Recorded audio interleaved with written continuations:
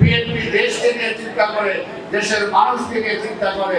এখানে হলো আওয়ামী লীগ আর বিএনপির মধ্যে পার্থক্য। কাজে আওয়ামী লীগের সাথে বিএনপিকে মেলানোর কোনো কারণ নাই, এবং বিএনপি এই পর্যন্ত স্যাক্রিফাইস করতে করতে এই পর্যায়ে আসছে। আর আওয়ামী লীগের নেত্রী বেগম খালেদা জিয়াকে শেখ হাসিনা কতবার বলছে আপনি ক্ষমতায় আসেন, আমাদের সাথে শেয়ার করেন, আপনি স্বরাষ্ট্র মন্ত্রণালয় সহ যে কয়টা মন্ত্রণালয় চান নিয়ে নেন, কিন্তু শেখ হাসিনার সাথে ক্ষমতার জন্য বেগম খালেদা জিয়া শেয়ার করে নাই।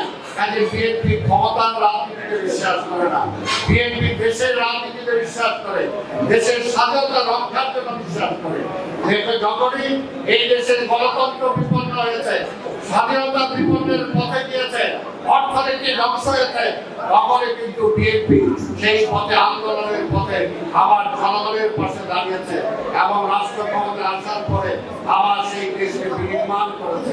কেন বিশ্বাস করি, গত 17 বছরে এই শেখ হাসিনা বাংলাদেশকে শেষ করে দিয়ে গেছে। এই শেষ করে দেশ অর্থনীতিকে শেষ করে দিয়েছে, সংস্কৃতিকে শেষ করে দিয়েছে, শিক্ষা ব্যবস্থাকে শেষ করে দিয়েছে, পররাষ্ট্র নীতিকে শেষ করে দিয়েছে।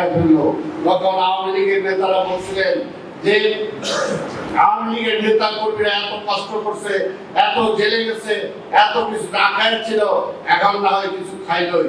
ওই যে বলছে কিছু খাইলই, তাদের দেশও খাইছে, শেখ মুজিবুর খাই ফেলছে। কিন্তু বিএনপির নেতা কিন্তু সেটা বলে নাই।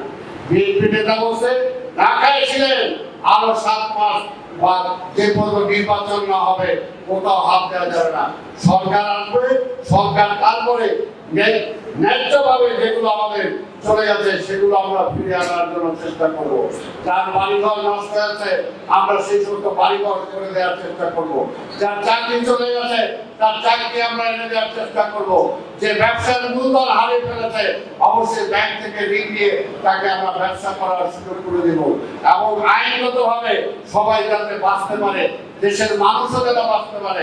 আজকে দেখছেন আপনারা আওয়ামী লীগের আমলে যে কার্ড দেওয়া হয়েছিল, পিজিএফ কার্ড, সেই কার্ড শুধুমাত্র আওয়ামী লীগের নেতা কর্মীরা ছাড়া আর কেউ পাইছে? কি বলেন, পাইছে? কোথাও পায় না। চেয়ারম্যানরা সব পাইছে, যাইতেও তাই। 17টা বছর আমাদের কর্মীদেরকে বাড়িতে ঘুমাতে দেয় নাই। আমাদের কর্মীদের ব্যবসা বাণিজ্য তারা লুটপাট করে দখল করে নিয়ে গেছে, বাড়িঘর দখল করে নিয়ে গেছে। আমাদের ছেলেরা, ছাত্র দলের ছেলেরা বিশ্ববিদ্যালয়ে কলেজে যেতে পারে নাই, পড়াশোনা শেষ করতে পারে নাই।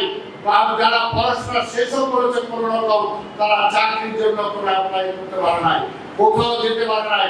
এমন একটা অবস্থা ছিল, বিএনপিকে শেষ করার জন্য, বেগম খালেদা জিয়াকে মেরে ফেলার জন্য, যে বেগম খালেদা জিয়া পায়ে হেঁটে জেলখানায় গিয়েছেন, একটা মিথ্যা মামলায় সাজা দিয়েছিল মাত্র 2 কোটি টাকা, যেটা পরবর্তীকালে 7 কোটি টাকা হয়েছে।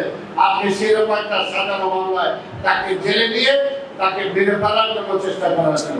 আমাদের নেতা তারেক রহমানকে হত্যা করার জন্য আপনারা দেখেছেন কিভাবে তাকে ফেলে দিয়ে, তার কোমর ভেঙে দিয়ে তাকে হত্যা করার জন্য চেষ্টা করা হয়েছিল। তারপরেও কিন্তু সেই তারেক রহমান 5ই আগস্টের পরে সেই সব পরিষ্কার নির্দেশ দিয়েছেন। এই আওয়ামী লীগ, বিগত স্বৈরাচার যত অত্যাচার, নিপীড়ন, নির্যাতন করুক না কেন, এখন আপনারা কেউ আইন হাতে তুলে নেবেন না। ভারতে আধিপত্যবাদের সহযোগিতায় আবার এই শেখ হাসিনা যখন বাংলাদেশের ক্ষমতা আসলো, গত 17টা বছর আপনারা দেখেছেন দেশে গণতন্ত্র ছিল না, রাজনৈতিক অধিকার ছিল না, কিভাবে মানুষদেরকে খুন করা হয়েছে, হত্যা করা হয়েছে, কোনো বিচার ছিল না।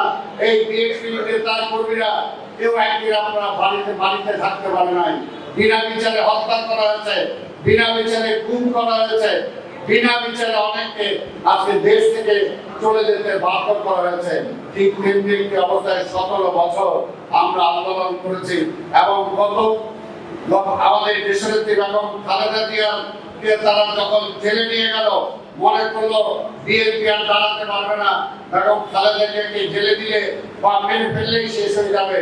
কিন্তু সেই সময় আমাদের নেতা দেশনায়ক তারেক রহমান ভারপ্রাপ্ত চেয়ারম্যানের দায়িত্ব নিয়ে তিনি আবার এই দলকে সুসংগঠিত করেছেন, এবং তার নেতৃত্বে আজকে এই 5ই আগস্টের যে সফল গণ অভ্যুত্থান ঘটেছে, সেই গণ অভ্যুত্থানের পরবর্তী পর্যায়ে থেকে এখন পর্যন্ত তারেক রহমান আগে ছিলেন বিএনপির নেতা, এখন তিনি হয়েছেন জাতীয় নেতা।